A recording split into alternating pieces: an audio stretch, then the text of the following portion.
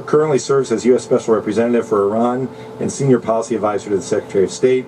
Prior to this appointment, he served as Director of the Policy Planning Staff from 2017 to 2018.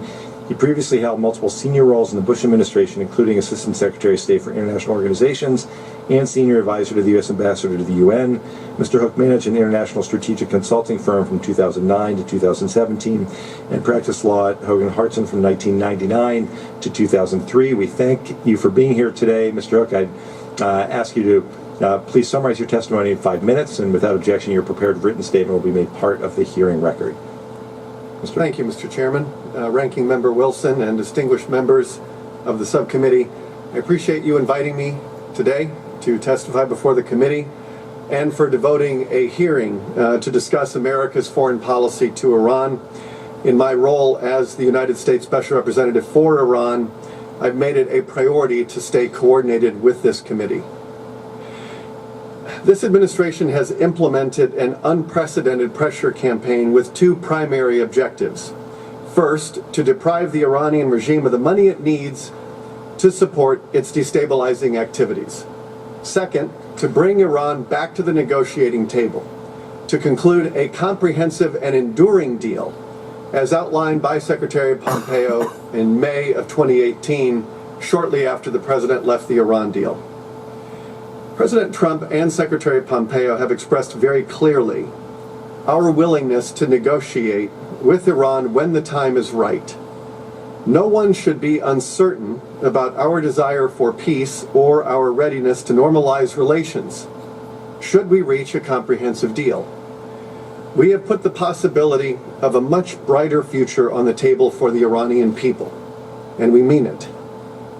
The comprehensive deal we seek with the Iranian regime should address four key areas: its nuclear program, its ballistic missile development and proliferation, its lethal support and financial support to terrorist groups and proxies, and its arbitrary detention of U.S. citizens, including, as Chairman Deutsch pointed out, Bob Levinson, who is your constituent, as well as Siamak Namazi, and Xiuye Wang, and others. Over a year ago, Secretary Pompeo laid out 12 demands describing the negotiated outcomes that we seek. We did not invent this list. In fact, the requirements that the Secretary laid out simply reflect the wide extent of Iran's malign behavior, as well as the global consensus that is reflected in multiple UN Security Council resolutions that were passed from 2006 up until around 2011. Before we reimposed our sanctions and accelerated our pressure, Iran was increasing the scope of its malign activity. It was emboldened by the resources and legitimacy that the nuclear deal granted. This includes engaging in expansive missile testing and proliferation, activities that I can confirm did not diminish after implementation of the nuclear deal in 2016. And Iran also continued after the deal to detain innocent American citizens. Iran also deepened its engagement in regional conflicts, intensifying, prolonging, and deepening the conflicts. In Yemen, for example, Iran helped to fuel a humanitarian catastrophe by providing funding, weapons, and training to the Houthis. Its support has only prolonged the suffering of the Yemeni people. Looking at Syria, Iran supported Assad's war machine as the Syrian regime killed hundreds of thousands and displaced millions, creating the worst refugee crisis since World War II. Under the cover of the Syrian civil war, Iran is now trying to plant deep military roots in Syria and to establish Syria as a forward deployed missile base to threaten Syria's neighbors, especially Israel.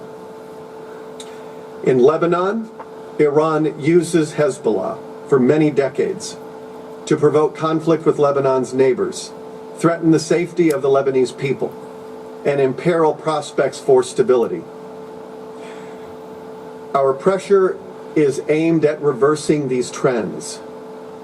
Today, by nearly every metric, the regime and its proxies are weaker than when our pressure began.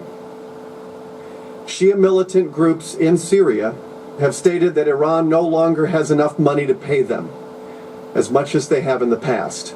Hezbollah and Hamas have enacted unprecedented austerity plans due to a lack of funding from Iran. In March, Hezbollah's leader Hassan Nasrallah went on TV and made a public appeal for donations. Hezbollah has placed piggy banks in grocery stores and in retail outlets seeking the spare change of people. We are also making it harder for Iran to expand its own military capabilities. Beginning in 2014, when the deal was near completion, Iran's military budget increased every year through 2017. When we put our pressure into effect starting in 2017 and 2018, in the first year we saw a reduction in Iran's military spending by 10%, and in March, their most recent budget has a 28% cut in defense spending, and that includes a 17% cut for IRGC funding. The IRGC's Cyber Command is now low on funding, and the IRGC has told Iraq's Shia militia groups that they need to start looking for new sources of revenue. Our pressure campaign is working. It is making Iran's violent and expansionist foreign policy cost prohibitive. And I would say that our policy at its core is an economic and diplomatic one. But Iran has not responded to this in a diplomatic fashion. It has responded to it with violence. And we very much believe that Iran should meet diplomacy with diplomacy, not with terror, bloodshed, and extortion. Our diplomacy, our economic pressure, and diplomatic isolation do not entitle Iran to undertake violence against any nation or to threaten maritime security. Happy to wrap it up there unless you'd like me to finish. I want to be respectful of the time limit. Thank you, Mr. Hook. We appreciate it.